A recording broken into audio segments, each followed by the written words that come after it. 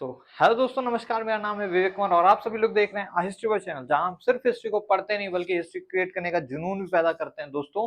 और भैया, आज के इस वीडियो में आर्टिकल सारे के सारे तो नहीं कवर अप कर पाएंगे, लेकिन पार्ट 1 और पार्ट 2, जैसे कॉन्स्टिट्यूशन बताया पिछले वीडियो में, तो कॉन्स्टिट्यूशन क्या थी, एक किताब थी, तो उस किताब के अंदर चैप्टर्स होंगे। तो वैसे ही चैप्टर 1 और चैप्टर 2 को हम खत्म करेंगे। टोटल चैप्टर कितने हैं? 22 चैप्टर हैं। उन चैप्टर्स के अंदर अगर बात करें सब हेडिंग्स की, तो वो कितनी है भैया? 395, जिनको आर्टिकल्स भी बोलते हैं। फिर 12 शेड्यूल्स, वो तो पिछले वीडियो में बता दिया मैंने। ठीक है, जल्दी से खत्म करते हैं, फिर हमारा पॉलिटी का एक बेस लेवल खत्म हो जाएगा। फिर हम पढ़ेंगे इंटरनेशनल रिलेशनशिप, पीएसआईआर। ठीक है ना? खैर, ओके। तो आर्टिकल 1 क्या कहता है कि India, that is Bharat, it is a union, union of states. यानी यूनियन देखिए ऐसी चीज है कि भैया एकदम मजबूती से बंधी हुई है। अगर कोई स्टेट चाहेगा, राज्य कोई चाहेगा कि भैया मेरे को भारत में नहीं रहना है, तो वो चाह कर भी अलग नहीं हो सकता है। हालांकि स्टेट के अंदर स्टेट की पुलिस होती है। जैसे मान लो कि यूपी है, यूपी के पास यूपी की पुलिस है। अब योगी आदित्यनाथ अगर चाहे कि नहीं भैया, अब से मैं एक नया देश बनाऊंगा, तो ऐसा पॉसिबल नहीं है, बिल्कुल कहीं से भी पॉसिबल नहीं है। इसकी चर्चा आर्टिकल 1 में है। लेकिन अगर यूनियन की जगह यानी संघ की जगह अगर कन्फेडरल या फिर फेडरेशन बोला होता है, जैसे यूएसए, अमेरिका क्या है, एक फेडरेशन है, फेडरेशन ऑफ स्टेट्स है। यानी उसमें जो स्टेट्स हैं, कैलिफोर्निया हो गया, नॉर्थ अमेरिका वगैरह वगैरह, ये सभी क्या है, ग्रुप्ड है।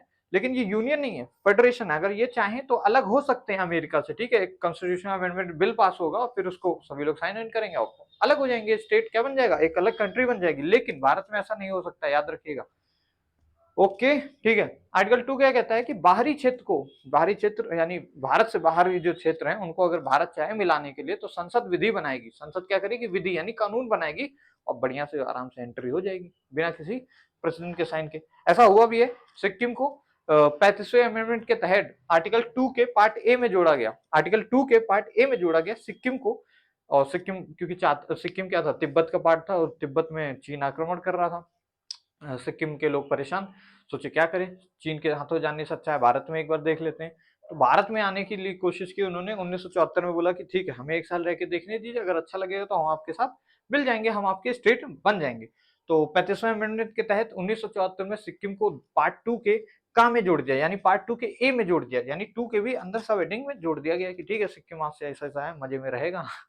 जो भी मतलब समझ रहे हो मेरी बात को। ठीक है, फिर क्या हुआ कि एक साल बाद सिक्किम को बहुत अच्छा लगा, कहा कि अरे भाई कितना बड़ा भारत है हमारा, तो यहाँ चाइना में साला इधर उधर कुछ खाने पीने को नहीं, इतने ऊंचे ऊंचे पहाड़ है। भारत में देखो, यूपी में बढ़िया है, कन्याकुमारी चल जाओ घूमने, गुजरात चल जाओ, नॉर्थ ईस्ट में कहीं घूमाओ, मतलब हजार जगह हैं। उन्हें बड़ा पसंद आया, कहा कि ठीक है, मैं अब इंडिया में शामिल होगा। तो 36वां अमेंडमेंट किया गया संविधान में। अभी तक टोटल 106 5 अमेंडमेंट्स हो चुके हैं शायद। तो 36वां अमेंडमेंट कौन सा था, जिसमें सिक्किम को बना लिया गया क्या, फुल फ्लेज स्टेट। आपसे पूछा यही जाएगा 36वां अमेंडमेंट कब हुआ? 1975 में हुआ, याद रखना, एक साल बाद। और बच्चे पता है, अब बोला हूं ना मैंने कि इसको याद रखना, नहीं याद रखेंगे, कंफर्म नहीं याद रखेंगे, वो याद करेंगे ये 35वां अमेंडमेंट। अरे जरूरी नहीं है भाई, वो बस ऐसे एज अ टीचिंग ऐसे बता दिया, मेरी अंदर से फीलिंग आ रही थी। अब मेरे को तो लगता है इसको लिखना भी नहीं चाहिए था, अब तुम लोग यही याद करोगे। अरे इसको याद करना है, फिर से बोल रहा हूँ, 36वां अमेंडमेंट 1975 को याद करो। ठीक है। आर्टिकल 3 क्या कहता है? अगर संसद चाहे तो किसी इंटरनल बाउंड्री को, जैसे अभी तो बात थी कि बाहर से किसी क्षेत्र को भारत में मिला सकते हैं, जैसे कल को चाहेंगे पाकिस्तान आ जाओ, करा जा सकता है। ठीक है, अब करने में कितना नुकसान होगा, क्या होगा, वो चीज मानवता के ठीक है कि नहीं है, वो सब बातें हैं, मैं वकैती नहीं कर रहा हूँ। मैं बस इतना बोल रहा हूँ, इट इज पॉसिबल। कल को चाइना को भी इंडिया में शामिल करना, वो भी पॉसिबल है। ठीक है, ओके। तो भाई, ये संसद करेगी विधि बना के, यानी कानून बिल पास होने के बाद ये काम हो जाएगा। ओके। आर्टिकल 3 ये कहता है कि अगर संसद चाहे तो इंटरनल बाउंड्रीज में भी हेर फेर कर सकता है, उनका नाम बदल सकता है, वगैरह वगैरह, बहुत सी चीजें। जैसे आप देख ही रहे होंगे फालतू में कई चीजों के नाम बदले जा रहे हैं, आपको पता भी होगा क्यों बदले जा रहे हैं। खैर, तो भाई इंटरनल बाउंड्रीज के नाम वगैरह चेंज कर सकती है। कौन कर सकती है? सांसद। सांसद नहीं है, संसद लोग, पार्लियामेंट के मेंबर्स। और ऐसा हुआ भी है, मध्य प्रदेश को छत्तीसगढ़ में तोड़ दिया गया था, और यूपी से उत्तराखंड को अलग कर दिया गया, बिहार से झारखंड को भी अलग कर दिया गया। दोस्तों, ये कब हुआ है? बहुत इंपॉर्टेंट डेट्स हैं, और क्योंकि बहुत आसान है, 1 नवंबर, 15 नवंबर, और अरे सॉरी, 1 नवंबर, 10 नवंबर, 9 नवंबर और 15 नवंबर, मैं ही भूल जा रहा हूँ। 1 नवंबर, 9 नवंबर और 15 नवंबर, और ईयर सेम है सभी का। क्या देखिए, 1 नवंबर को वही एमपी छत्तीसगढ़, उसके बाद यूपी को कर दिया गया 9 नवंबर को, और फिर बिहार को अलग कर दिया गया कब? 15 नवंबर सन 2000 में। ईयर 2000 है, सेम है। आर्टिकल चौथा क्या कहता है कि जो आर्टिकल दोनों और दूसरा और तीसरा था, जिसमें संसद की विधि बनाने की चर्चा थी कि अगर बाहरी क्षेत्र को मिलाना चाहें और अंदर तोड़ मरोड़ या फिर नाम बदलना चाहें तो कर सकते हैं। ये चीज के लिए किसी प्रेसिडेंट की साइन की जरूरत नहीं, किसी मतलब क्या अपने ही प्रेसिडेंट की साइन की जरूरत नहीं है, यानी ये आर्टिकल 368 के बाहर है। 368 आर्टिकल ये कहता है, जब हम लोग चलेंगे अभी बताए ना 360 395 आर्टिकल है, तो अभी तो हम लोग 1 2 3 4 पढ़ रहे हैं, तो 2 और 3 को आर्टिकल 368 से बाहर रखा गया। 368 आर्टिकल ये कहता है कि अगर कल को कोई कॉन्स्टिट्यूशन में अमेंडमेंट करना है, संविधान में कोई चीज चेंज करनी है, ये सभी किसने बनाए हैं? संविधानकर्ताओं ने। तो उन्होंने ये चीज लिख दी थी कि भैया अगर कल को मेरी बनाई हुई चीज में कुछ गलती लगे और कुछ सुधार करनी हो तो आर्टिकल 368 के तहत आप कर सकते हो। उसमें लिखे गए हैं कुछ एक पायदान है कि भैया राष्ट्रपति के साइन होनी चाहिए, इतनी बहुमत से आप बिल पास कराएंगे, वगैरह वगैरह बहुत सी चीजें हैं। परंतु अगर ये सब काम करना है संसद को तो उसके लिए जरूरत नहीं है। अगर किसी का नाम बदलना है, कल किसी जगह का नाम आराम से बदल सकते हैं, इसीलिए शायद बदल भी रहे हैं। हालांकि राष्ट्रीय महत्व की चीजों का नाम नहीं बदलना चाहिए, पर अब क्या है, पावर है तो मिसयूज भी होता है, पावर का ही मिसयूज होता है, ठीक है। वरना गरीब आदमी क्या चीज मिसयूज करेगा, पावर है ही नहीं उसके पास। ओके, तो भाई इतनी चीजें होंगी। अब हम लोग पार्ट 2 यानी चैप्टर नंबर 2 के पास जाएंगे। ये चैप्टर खत्म, बहुत इजी चैप्टर, ऐसे 22 चैप्टर पढ़ने हैं, सारे आर्टिकल हो जाएंगे। पर हाँ, चैप्टर के अंदर ये जो सब हेडिंग्स हैं ये बड़ी इंपॉर्टेंट है। चैप्टर आपको पता होगा, चैप्टर तो बुक में 20 ही होते हैं, अंदर पढ़ने में बड़ा पढ़ना होता है ना, तो वही है, चैप्टर 22 ही है इस बुक में। अब जैसे एक चैप्टर के अंदर ये 4 ही थे, इसमें तो बड़े क्यूट से थे। अगले में 5 से 11 हम पढ़ेंगे। जैसे 4 तक पढ़ लिया आर्टिकल, आर्टिकल 5 से लेकर आर्टिकल 11 तक क्या है, नागरिकता के अधिकार है, जो कि अभी जल्दी देखने वाले हैं।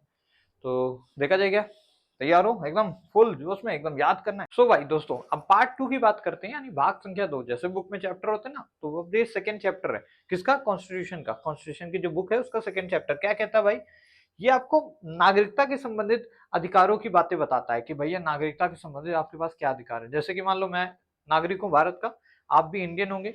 अब आपके पास क्या है, इंडियन होने का सबूत आपके पास क्या है, आपके पास पैन कार्ड होगा, ड्राइविंग लाइसेंस हो सकता है, मे बी आधार कार्ड हो। लेकिन ये चीज के जन्म जैसे ही आप पैदा हुए उस समय तो आपके पास थी नहीं। इट मीन नागरिकता के जो अधिकार हैं ये आपको बाई बर्थ नहीं मिलते हैं। जब आप एक एज क्रॉस करते हैं तो उसके बाद आपको स्वयं मिल जाते हैं। जैसे 18 साल के बाद आप बनवा सकते हो ड्राइविंग लाइसेंस वगैरह, पैन कार्ड वगैरह अप्लाई कर सकते हो, वही सब चीजें हैं।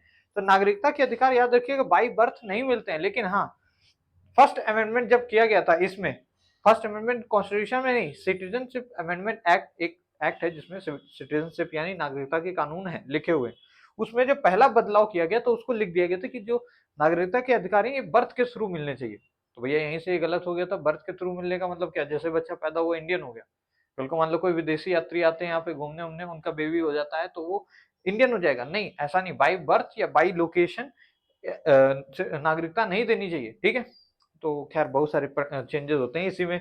अभी आपने CAA, citizenship amendment act, NRC के बारे में सुना होगा। अभी जो हाल ही में सीएए आया उसको भी आपने सुना होगा। खाली केवल धार्मिक चीजों पे बस वो पॉलिटिकल पार्टी उछलती हैं और कुछ बातें नहीं है, ठीक है ना। ये सब नॉर्मल चीजें हैं, ये सब अमेंडमेंट करने की जरूरत पड़ती है। इससे हम सिटीजनशिप देते हैं ना कि छीनते हैं, सिंपल सी बात है। यहाँ सिटीजनशिप क्या दिया जाता है, दिया जाता है, नागरिकता दी जाती है उन लोगों को जो जिनके पास नागरिकता नहीं है। जैसे जो बाहर से देश में आते हैं, यहाँ बेचारे वहां से प्रताड़ित हैं, यहाँ पे आ गए हैं, तो अब उनको क्या करना है, नागरिकता देनी पड़ेगी ताकि वो अपना कम से कम आधार कार्ड, बैंक। अब कोई बंदा मान लो यहाँ पे इंडिया में, आपके पास आधार कार्ड होने के बहुत आपके पास फायदे हैं, आप लोन भी ले सकते हो, बहुत सी चीजें और भी होती हैं। पर उनको वो चीज नहीं मिल पाती। जो बाहर से देश से आया है, अपने देश में मान लो उसको बहुत प्रताड़ित है, तो उनको अधिकार देने की जरूरत है कि नहीं। तो उसके लिए ये एक्ट लाए जाते हैं हर 10-12 सालों में, बीच बीच में मतलब लाया जाता है, ताकि क्योंकि अब ऐसा तो नहीं एक दिन में लेके आएंगे, समझ रहे ना, धीरे धीरे कुछ सालों में देखते हुए ये एक्ट्स लेके आए जाते हैं ताकि नागरिकता में कुछ कुछ सुधार किया जा सके। तो खैर ये छठा था जो अभी आया था। पहला आपको बता दिया 1986 में हुआ था। और सिटीजनशिप एक्ट जो शुरू हुआ संविधान बनने के बाद वो 1955 से लागू कर दिया गया था। अच्छा, अब बहुत ज्यादा टाइम वेस्ट कर दिया, जल्दी जल्दी आर्टिकल पे आते हैं। तो आर्टिकल 5 क्या कहता है, आर्टिकल 4 तक बता चुका हूं तुम्हें पहले। आर्टिकल 4 क्या था कि आर्टिकल 2 और 3 जो है आर्टिकल 368 से बाहर है। आर्टिकल 5 क्या कहता है कि 26 जनवरी 1950 तक, यानी संविधान लागू होने तक जो लोग भारत में थे उन सभी को नागरिकता मिल जाएगी। आर्टिकल 5 ये बताता है। आर्टिकल 6 क्या कहता है, कहता है जो लोग पाकिस्तान से भारत आना चाहते हैं या पाकिस्तान से भारत आए हैं, अगर वो इस डेट से, यानी ये परमिट वाली डेट 19 जुलाई 1948, आपको एकदम दिमाग में डाल देना है, एकदम बर्थडे की डेट की तरह याद रखो, 19 जुलाई 1948, 19 जुलाई 1948, 19 जुलाई 1948 तक अगर आ चुके हैं तो भारत के नागरिक कहलाएंगे। एक आर्टिकल 5 क्या कहता है, अगर भैया कॉन्स्टिट्यूशन लागू होने तक बंदा आ चुका है भारत में, क्योंकि पाकिस्तान भारत तो ये सब इधर उधर बंदे बंदे जा रहे थे, सोच रहे थे कहाँ जाए कहाँ नहीं जाए, बहुत दंगे हो रहे थे, आपको क्या पता। ठीक है, तो भाई आर्टिकल 5 में क्या कहा कि 26 जनवरी 1950 तक अगर कोई बंदा यहाँ आ चुका है तो उसको नागरिकता दे देंगे। इसमें बोला है कि भैया परमिट डेट यानी 19 जुलाई 1948 तक कोई आ चुका है तो भैया हम दे देंगे नागरिकता। साथ में बोला है कि इंडिया से पाकिस्तान अगर जो लोग चले गए वो वापस से इंडिया अगर आते हैं, देखो समझना, इंडिया से पाकिस्तान जो लोग गए हैं वापस अगर आना चाहते हैं और वो आ जाते हैं कॉन्स्टिट्यूशन लागू होने तक, कहाँ गया 26 जनवरी 1950 तक, याद रखना। इसके बाद आए तो फिर नहीं मिलेगी। ये नहीं कि भैया अपन चले गए पाकिस्तानी बन गए और फिर यहाँ पे आ रहे हो, ये नहीं। इस डेट से पहले यानी इस दिन, क्योंकि हमारा कॉन्स्टिट्यूशन इसी दिन से लागू हुआ है, तो हमने क्या किया इस दिन तक ही लिमिट रखी कि भैया अगर तुम पाकिस्तान चले गए हो भूल भटक के, वापस आना चाहते हो तो इस दिन से पहले आ जाओ। ठीक है, ओके क्लियर है, तो तीनों को आपको पता चल गया। 8वें में क्या कहा जाता है कि कभी आप मान लो बाहर घूमने जाते हो या बाहर जॉब करते हो, आजकल काफी लोग करते हैं, एनआरआई कहलाओगे आप, ना कि आपकी नागरिकता छीन ली जाएगी। यानी आप ऐसे इंडियन होगे जो कि नॉन रेजिडेंशियल होगे। एनआरआई का मतलब ही है नॉन रेजिडेंशियल इंडिया, यानी वो भारतीय जो भारत में नहीं रहते हैं, काम के चलते या फिर किसी और चीज के चलते बाहर रहते हैं। ठीक है ना, तो याद रखना टूरिज्म और जॉब से आपकी नागरिकता नहीं छीनेगी, आप इंडियन के इंडियन रहोगे, आपका आधार कार्ड वैलिड रहेगा। ठीक है, लेकिन आर्टिकल 9 तुरंत वही, जैसे ही इसने बोला कि भैया आपकी नागरिकता नहीं छीनेंगे, आप घूमोगे फिरोगे नहीं, आर्टिकल 9 तुरंत बोलता है कि बेटा अगर तुमने दूसरे देश की नागरिकता ले ली तो हम तुम्हारी फिनिश कर देंगे नागरिकता। यानी सिंगल सिटीजनशिप को बताता है। ये क्वेश्चन आया हुआ है कि सिंगल सिटीजनशिप को बताने वाला कौन सा आर्टिकल है इंडियन कॉन्स्टिट्यूशन में, तो सिंगल सिटीजनशिप का मतलब है कि आपके पास केवल एक ही नागरिकता होगी, वो है भारत की। अगर आपने किसी दूसरे के लिए तो आपको मैं हटा दूंगा नागरिक। ये सब करता कौन है, होम मिनिस्ट्री के अंदर आता है ये जो नागरिकता, यानी नागरिकता देने का जो वो है पूरा डिपार्टमेंट होम मिनिस्ट्री के अंदर है। ये आर्टिकल 11 में स्पेसिफाई कर दिया है, किसने, संविधान लेखकों ने, संविधान जिन्होंने बनाया उन्होंने बता दिया आर्टिकल 11 में कि संसद ही बनाएगी नियम, और संसद का भी कौन सा मंत्रालय है, गृह मंत्रालय या फिर होम मिनिस्ट्री ही इस काम को करेगी। ठीक है ना भाई, तो अमित शाह जी ये सब काम करते हैं। आर्टिकल 8 विदेश में समझ गए, आर्टिकल 9 सिंगल सिटीजन ये भी समझ गए। आर्टिकल 10 क्या कहता है कि भैया आपकी सिटीजनशिप तब तक आपके पास रहेगी जब तक आप कोई देशद्रोही या फिर टेररिस्ट, आतंक या फिर कोई बहुत नीच काम नहीं कर देते हो, फालतू के गलत काम ये सब चीजें अगर नहीं करते हो तब तक आपको मैं नागरिक समझूंगा, ये संविधानकर्ता बोलते हैं। और जैसे ही आपने कुछ बदतमीजी की, छोटी मोटी नहीं, चोरी वोरी करने पे थोड़ी नागरिकता छीनते हैं, लेकिन अगर आपने कोई टेररिस्ट एक्टिविटी कर दी या कुछ बड़ा गंदा घिनौना काम कर दिया तो आपकी नागरिकता छिन जाएगी। ये भी चीज साथ में लिखी हुई है। तो आई एम श्योर कि आपको याद हो गया होगा अब तक इतनी सारी चीजें। तो ठीक है, मेरा ज्ञान खत्म हुआ। अब अगले वीडियो में मिलेंगे, भाग संख्या 3 लेके आएंगे जिसमें हम आपके अधिकारों की बात करेंगे, आपके अधिकारों की जिसको कहते हैं फंडामेंटल राइट्स, यानी कि मूल अधिकार हमारे सभी के, हमारा तुम्हारा सबका हमारा। ठीक है, तो भाई ये याद रखना यार। जो इसमें इंपॉर्टेंट जो डेट बोली है ना मैंने, 19 जुलाई 1948 पूछी जाती है पेपर में, परमिट डेट के नाम से फेमस डेट है, बहुत ज्यादा इंपॉर्टेंट है। फिर ये आर्टिकल 9 जो सिंगल सिटीजनशिप को बताता है, ये तो मैंने ही पेपर दिया देखा है, मतलब दिया नहीं है वो वाला, पर मैंने देखा है पीवाईक्यू में ये क्वेश्चन डायरेक्टली आते हैं, यही पूछेंगे भाई, अब कुछ नया नहीं पूछेगा पेपर में आपसे, यही सारे इंपॉर्टेंट शुरुआत के जो 50 आर्टिकल तक है ना, इनसे ही पेपर में आने के चांसेस बहुत रहते हैं कि एक क्वेश्चन तो जरूर आपको मिलेगा पॉलिटी में। ठीक है, तो ये 50 तो भैया दिमाग में ऐसे है, दिमाग में सोते सोते भी आपको याद होना चाहिए। ठीक है, मैं याद कराऊंगा, टेंशन नहीं लेने का। आर्टिकल 1 क्या था, चलो अभी जल्दी जल्दी बोलते। आर्टिकल 1 क्या था भैया, ये था कि India that is Bharat it is a union है। आर्टिकल 2 क्या कहता है, अगर संसद चाहे तो बाहरी क्षेत्र को भारत में मिला सकती है, जैसे सिक्किम को मिलाया भी था। कौन सा संशोधन, 36वां संशोधन 1975, मैं बोला था ना, भूल गए होगे, 35वां बोल रहे होगे कोई लोग। ठीक है, फिर चौथा आर्टिकल क्या कहता है कि आर्टिकल सॉरी तीसरा आर्टिकल क्या कहता है कि अगर संसद चाहे तो इंटरनल किसी भी क्षेत्र को छोटा बड़ा कर सकती है, जैसे उत्तराखंड यूपी से तोड़ दिया, बिहार से झारखंड अलग कर दिया, मध्य प्रदेश से छत्तीसगढ़ को अलग कर दिया गया। सॉरी, समझ गया।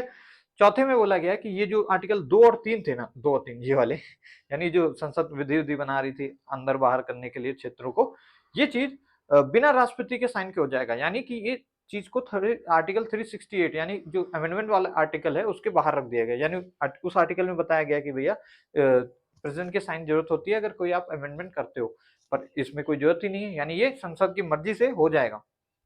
आर्टिकल 4 कहता है। आर्टिकल 5 में आपको बताया फिर भैया कि 26 जनवरी 1950 से पहले कोई आ गया तो भैया आप नागरिक हो। 6 में क्या बोला है, जो पाकिस्तान से भारत चले गए हैं भैया उनको भी हम नागरिकता देंगे, जो पाकिस्तान से ओ सॉरी, जो पाकिस्तान से भारत आए हैं उनको नागरिकता देंगे, लेकिन शर्त है कि ऐसा नहीं कि कभी भी आ रहे हो पाकिस्तान से, ये नहीं, इस डेट से पहले पहले आओ। कौन सी डेट है ये? परमिट डेट है 19 जुलाई 1948। फिर भैया सातवां बोलता है अगर भारत से पाकिस्तान चले गए हो और फिर से आना चाह रहे हो तो वेलकम बैक, लेकिन भैया किस डेट से पहले? इस डेट से पहले पहले आ जाना, 26 जनवरी 1950, यहाँ पे ये डेट में चिपकाना, ठीक है ना। आर्टिकल 7। आर्टिकल 8 क्या कहता है? अगर बाहर घूमते हो फिरते हो जॉब वॉब करते हो तो फिर आपकी नागरिकता नहीं छीनेंगे। लेकिन बेटा आर्टिकल 9 तुरंत बोलता है अगर आपने वहां की नागरिकता ले ली तो हम उड़ा देंगे डिस्काउंट करके, ठीक है, यानी आपकी नागरिकता कैंसिल कर देंगे अगर आपने वहां की नागरिकता लेने की सोची भी। आर्टिकल 10 क्या कहता है कि भैया आपकी नागरिकता तब तक रहेगी जब तक आप बिंदास अच्छे अच्छे काम वाम करोगे। जहां गलत काम किया, किसी टेररिस्ट ऑर्गेनाइजेशन सपोर्ट किया या कोई भी गलत काम जो कि मानवता के खिलाफ है, देश के खिलाफ है, देशद्रोही वाला काम किए, तो फिर भैया गए तुम, तुम्हारी सिटीजनशिप हम ही छीन लेंगे। कौन छीनेगा? होम मिनिस्ट्री छीनेगी, ठीक है। आर्टिकल 11 क्या कहता है? सांसद, ओ सॉरी संसद, सांसद तो हो गया जो उसके अंदर बैठेगा संसद के अंदर, संसद विल मेक लॉज, और संसद में भी एक मंत्रालय को दे दिया गया है ये काम जो कि है गृह मंत्रालय। 11वें आर्टिकल में गृह मंत्रालय, तो गा से 11, 11 से होता है ना, ठीक है, और गा से गृह मंत्रालय यानी होम मिनिस्ट्री, याद रखना भैया। आर्टिकल 11 में ये चीज दी गई है। बच्चा भूल जाता है यार, मैं क्या बताऊं कितना भी पढ़ाऊं। सिटीजनशिप अमेंडमेंट एक्ट जो पहली बार आया था वो आया था 1986 में, और सिटीजनशिप एक्ट कब आया था? 1955। दोनों में फर्क है। ये अमेंडमेंट एक्ट है, अमेंडमेंट मतलब उसमें बदलाव वाला एक्ट है। पहली बार बदलाव कब हुआ पूछेगा तो 1986। एक्ट कब आया था? तो 1955। दोनों में फर्क है, प्लीज याद रखना, गलत मत करना, बाकी मैं होने नहीं दूंगा गलत, ठीक है। तो चलो अगले वीडियो में फिर से मिलेंगे जिसमें हम आपके अधिकारों की बात कर रहे होंगे, फंडामेंटल राइट्स पे बात कर रहे होंगे। तो अभी के लिए अगर वीडियो पसंद आए तो please like share and subscribe. जय हिंद, अगले वीडियो में मिलते हैं।